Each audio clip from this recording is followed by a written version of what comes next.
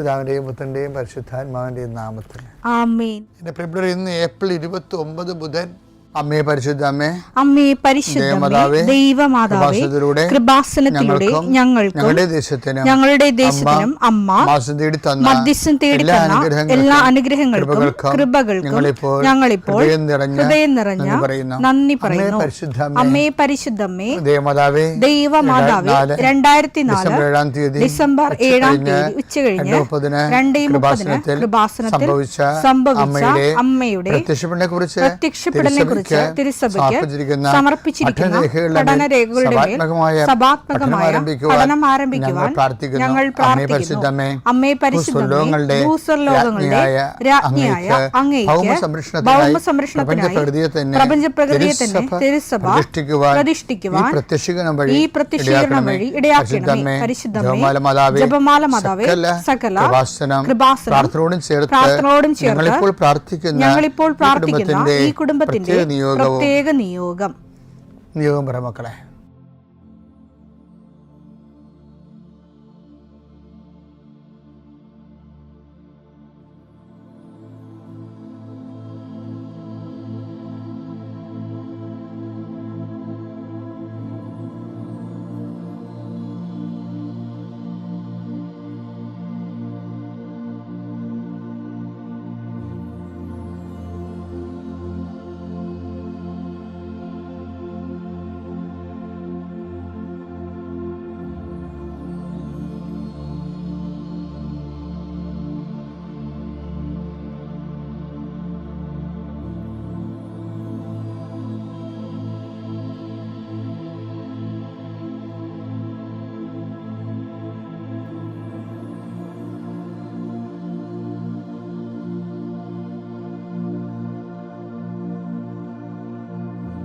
അമ്മയുടെ പ്രത്യക്ഷീകരണത്തിന്റെ ഈ അനുഗ്രഹവേളയിൽ ഞങ്ങൾക്ക് സാധിച്ചു തരുവാൻ കനിയണമേ.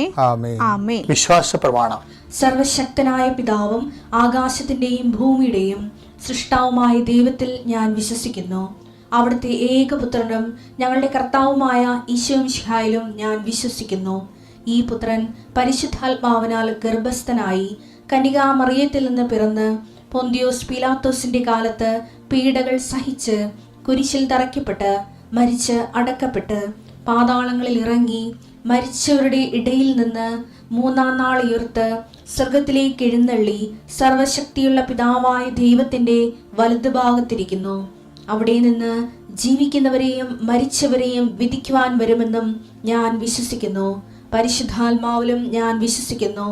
വിശുദ്ധ കത്തോലിക്കാ സഭയിലും പുണ്യവാന്മാരുടെ ഐക്യത്തിലും പാപങ്ങളുടെ മോചനത്തിലും ശരീരത്തിന്റെ ഉയർപ്പിലും നിത്യമായ ജീവിതത്തിലും ഞാൻ വിശ്വസിക്കുന്നു. ആമേൻ.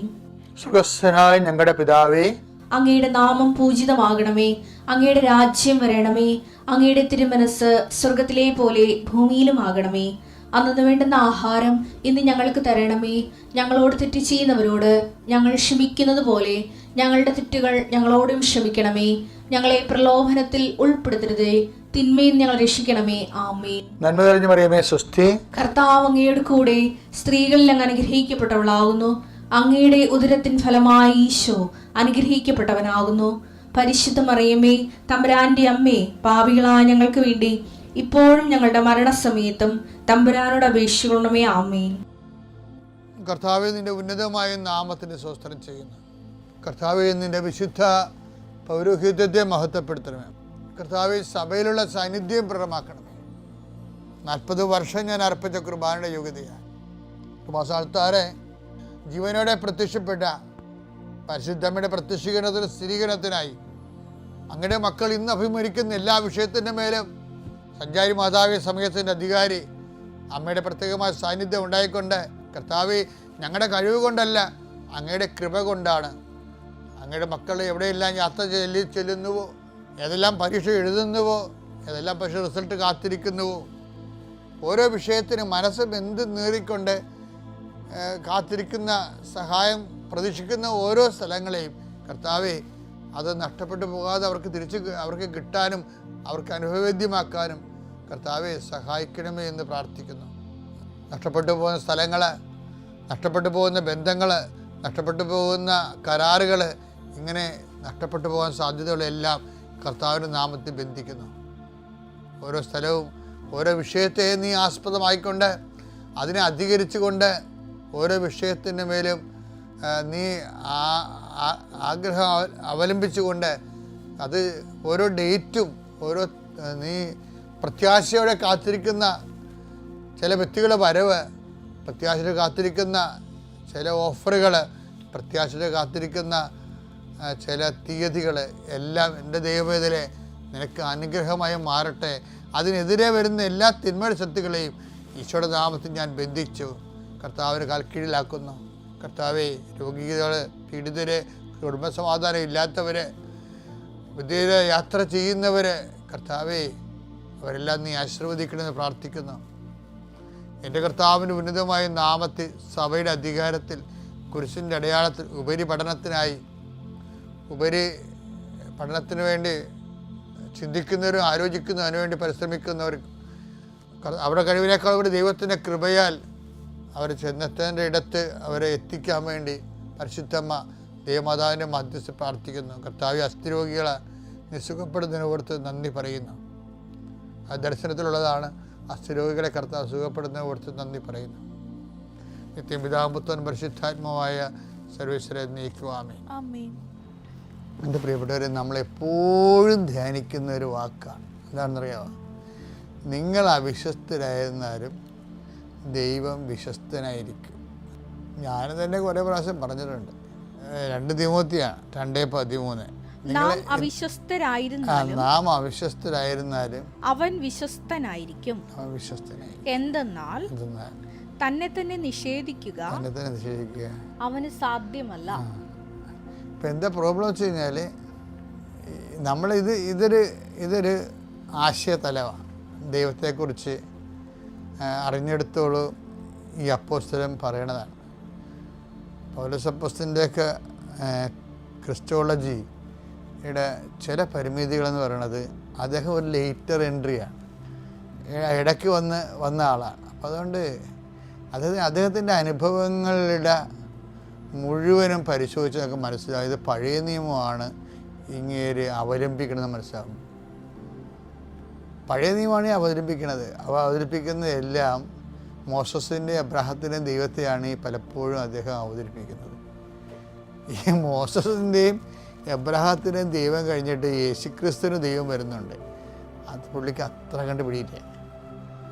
എന്താ കാര്യം വെച്ച് കഴിഞ്ഞാൽ, നിങ്ങളോർക്കും അച്ഛൻ ഇങ്ങനെ പറയണത്, യേശുക്രിസ്തുവിൻ്റെ ദൈവം എന്ന് പറയുന്ന വിശ്വാസത്തിൻ്റെ അവസാന വാക്കാണ്. പൗലോസ് അപ്പോസ്തലൻ എന്താ പറയണത്? നമ്മൾ അവിശ്വസ്തരായിരുന്നാലും ദൈവം വിശ്വസ്തനായിരിക്കും. അത് എബ്രാഹത്തിന് കൊടുത്ത വെളിപാടിൻ്റെയും മോസസിന് കൊടുത്ത വെളിപാടിൻ്റെയും പിന്തുടർച്ചയാണ് ആ പറയണത്. പക്ഷേ പുതിയ നിയമത്തിൽ എങ്ങനെ പറയണത്? പുതിയ നിയമത്തിൽ യേശുക്രിസ്തു വിശ്വസ്തനായിരുന്നു അല്ലേ? പക്ഷേ പ്രയോഗത്തിൽ ദൈവം വിശ്വസ്തനായിരുന്നില്ല. അപ്പോൾ നിങ്ങളോർക്കും അച്ഛൻ പറയുന്ന പാഷാണ്ഡതയല്ല. ഈ ആബ്സെൻസ് ഓഫ് ഗോഡ് പ്രീസപ്പോസ് ചെയ്തുകൊണ്ട് മാത്രമേ ഒരു വിശ്വാസിയുടെ PhDയിലേക്ക് പോകാൻ പറ്റത്തുള്ളൂ. ബിരുദാനന്തര ബിരുദമില്ലേ? അതെന്ന് പറഞ്ഞാൽ എന്താണത്? ദൈവം അവിശ്വസ്തനായിരുന്നാലും നമ്മൾ വിശ്വസ്തരായിരിക്കണം. അതുകൊണ്ട് പൗലോസ് അപ്പോസ്തലൻ പറയണത്, ദൈവം അവിശ്വസ്തനാണെന്ന് അല്ല ഞാൻ പറഞ്ഞത്, അങ്ങനെ കാണപ്പെടാവുന്നതാണ്. മനസ്സിലായ? എന്ന് വെച്ച് കഴിഞ്ഞാൽ അതാണ്, ഞങ്ങൾ പരാജയപ്പെട്ടവരായിട്ട് കാണപ്പെട്ടാലും നിങ്ങൾ വിജയിക്കണമെന്ന് അദ്ദേഹം പറയുന്നുണ്ട്. 2 കൊരിന്ത്യർ 13:7. ഞങ്ങൾ പരീക്ഷയിൽ വിജയിച്ചവരായി കാണപ്പെടണമെന്നില്ല. ഞങ്ങൾ പരീക്ഷ വിജയിച്ചവരായി കാണപ്പെടണമെന്നില്ല. ഞങ്ങൾ പരാജിതരായി കാണപ്പെട്ടാലും നിങ്ങൾ നന്മ പ്രവർത്തിക്കണം. അപ്പോൾ അത് കാണപ്പെടാന്ന വാക്ക് അവിടെ ഉപയോഗിക്കേണ്ട കാര്യമില്ലേ ശരിക്കും പറഞ്ഞാൽ? കാരണം ഞങ്ങൾ പരാജിതരായി കാണപ്പെട്ടാൽ, അതായത് ഒരു പ്രതീതി നമ്മൾ പരാജയപ്പെട്ടു എന്നുള്ളത് നമുക്ക് ഒരു പ്രതീതി നമുക്കുണ്ടായാലും നമ്മളെന്ത് ചെയ്യണം? അതിലൊരു നമ്മൾ യുദ്ധം തോക്കരുത്. മനസ്സിലായ? ഇപ്പം അശുദ്ധ മഹാധ എന്ന് പറഞ്ഞ കുരുക്ഷേത്ര യുദ്ധത്തിലില്ലേ, കുഞ്ചര എന്ന് പതുക്കെ പറയത്തുള്ളൂ. ആ അശുദ്ധാത്മാവ് മരിച്ചു എന്ന് പറയുമ്പോൾ തന്നെ പാളയത്തിൽ പടയായി നിർവീര്യമായി ആൾക്കാർ അണികളിൽ അന്തഛിദ്രയായി അങ്ങനെ പോകരുത്. അതാണ് ഞങ്ങൾ പരാജയപ്പെട്ടവരായി കാണപ്പെടാൻ ചെയ്തത്. പിശാച് ചിലപ്പോൾ അങ്ങനെ കാണിക്കും നമ്മളാണ്. അല്ല, ദൈവം തന്നെ അങ്ങനെ ഒരു പ്രലോഭനത്തിലേക്ക് നമ്മളെ കൊണ്ടുപോകും. അപ്പോഴും എന്താണ് ഉദ്ദേശിക്കുന്നത്? നിങ്ങൾ വിജയിച്ചവരായി നിങ്ങൾ വിജയിക്കണം. ഇപ്പോൾ ചില സമയത്ത് ദൈവം നമ്മളെ കൈവിട്ടതായിട്ട് കാണപ്പെടും. അതാണ് ഞാൻ പറഞ്ഞത്. That's my point. അതായത് ദൈവം ഇപ്പം യേശുവിൻ്റെ ഏറ്റവും വലിയ ആന്തരികമായ ആത്മവിശ്വാസം എന്തായിരുന്നു? പിതാവ് എപ്പോഴും എന്നോട് കൂടി ഉണ്ട്, ഞാൻ ഏകനെല്ലാം തന്നെയാണ്. യോഹന്നാൻ 16:32. എന്നാൽ നിങ്ങൾ ഓരോരുത്തരും താന്താങ്ങളുടെ വഴിക്ക് ചിതറിക്കപ്പെടുകയും എന്നെ ഏകനായി വിട്ടുപോവുകയും ചെയ്യുന്ന സമയം വരുന്നു. അല്ലാതെ അന്ന് വന്നു കഴിഞ്ഞു. എങ്കിലും ഞാൻ ഏകനല്ല. അതുകൊണ്ട് യേശുവിന്റെ കോൺഷ്യസ് കണ്ട, എങ്കിലും ഞാൻ ഏകനല്ല. കാരണം പിതാവ് എന്നോട് കൂടെയുണ്ട്. പിതാവ് എന്നോട് കൂടെയുണ്ട്. അതാണ് യേശുവിന്റെ ആന്തരിക ബോധ്യം. അപ്പം നിങ്ങളൊക്കെ അവിശ്വസ്തരായിരുന്നാലും വിശ്വസ്തനായ പിതാവ് എൻ്റെ കൂടെ ഉണ്ട്. പക്ഷെ അങ്ങനെ പറഞ്ഞാൽ കുരിശിന് വിലയുണ്ടാകത്തില്ല. അതുകൊണ്ട് എന്ത് ചെയ്യും? അതുകൊണ്ട് ആബ്സെൻസ് ഓഫ് ഗോഡ് ഉണ്ടാവും. പിതാവുണ്ട്, പക്ഷെ നമുക്ക് അനുഭവവേദ്യമല്ല. കഴിഞ്ഞ ദിവസങ്ങളിലേ ശിഖ എന്നും പറഞ്ഞൊരു മോള് സാക്ഷ്യം പറഞ്ഞു. അപ്പോൾ അവൾ പറഞ്ഞത്, ഞാൻ നിരീശ്വരവാദിയാണ്. അതിൻ്റെ കാരണം എന്ന് വെച്ച് കഴിഞ്ഞാൽ ഞങ്ങളുടെ വീട്ടിൽ ഭയങ്കര സമാധാനമാണ്, ഞങ്ങൾക്ക് ജീവിക്കാനും മാർഗമില്ല. അപ്പോൾ എനിക്കൊരു പ്രയോജനമില്ലാത്ത ദൈവത്തെ ഞാനെന്തിനാണ് വിശ്വസിക്കണമെന്നാണ് അവൾ ചോദിക്കുന്നത്. അപ്പോൾ അവൾ ഉടമ്പടി എടുത്ത്, അവളുടെ അമ്മ ഉടമ്പടി എടുത്ത് കഴിഞ്ഞപ്പോൾ അവൾ പറയാത്ത ഒരു രഹസ്യ രോഗം, അവളുടെ രോഗം അമ്മ ഉടമ്പടിയിൽ എഴുതി വെച്ച് അവളോട് പറഞ്ഞില്ല. അവൾ പറഞ്ഞു കഴിഞ്ഞാൽ അവൾ അമ്മയെ കളിയാക്കും. പക്ഷേ അമ്മ വന്നപ്പോൾ അവളോട് പറഞ്ഞു, നിൻ്റെ ഈ അസുഖം ഞാൻ എഴുതിയിട്ടുണ്ടെന്ന് പറഞ്ഞു. പക്ഷേ വർഷങ്ങൾ രോഗം അപ്പം സ്റ്റോപ്പായി. അതോടുകൂടി അവൾ വന്ന് ഉടമ്പടി എടുത്ത്.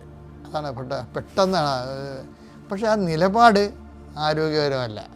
കാര്യം എനിക്ക് അനുഭവവേദ്യമാകുന്നില്ല, അതുകൊണ്ട് ഞാൻ വിശ്വസിക്കണില്ല എന്ന് പറഞ്ഞു കഴിഞ്ഞാൽ വിശ്വാസമല്ലല്ലോ അത്. ദൈവം വിശ്വാസമായിരിക്കുന്നതിൻ്റെ കാരണം, നമ്മുടെ വിശ്വാസത്തിന് വിലയുള്ളതിൻ്റെ കാരണം, നമ്മുടെ വിശ്വാസത്തിന് വില ഇങ്ങനെ കൂടും ചില സമയത്ത്. എപ്പോഴാണ് കൂടുമെന്നറിയാമോ? ചില സമയത്ത് ദൈവം അവിശ്വസ്തനായിട്ട് കാണപ്പെടും.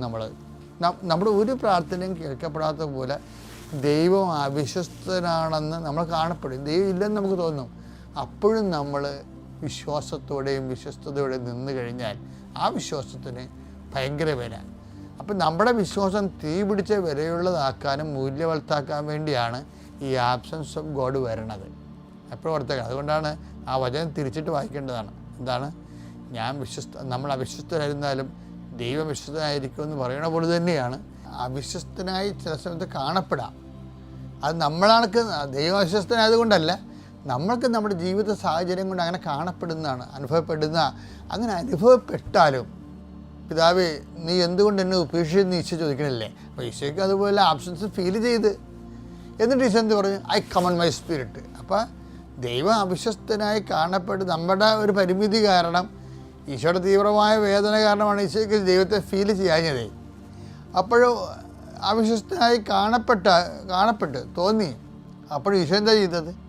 ഈശോ തൻ്റെ വിശ്വാസത്തെ, പിതാവേ അങ്ങേ കരങ്ങളിൽ എൻ്റെ ആത്മാവിനെ ഞാൻ സമർപ്പിച്ചപ്പോൾ ഈ വിശ്വാസത്തിൻ്റെ അവസാനത്തെ വാക്കായി ഈശോ.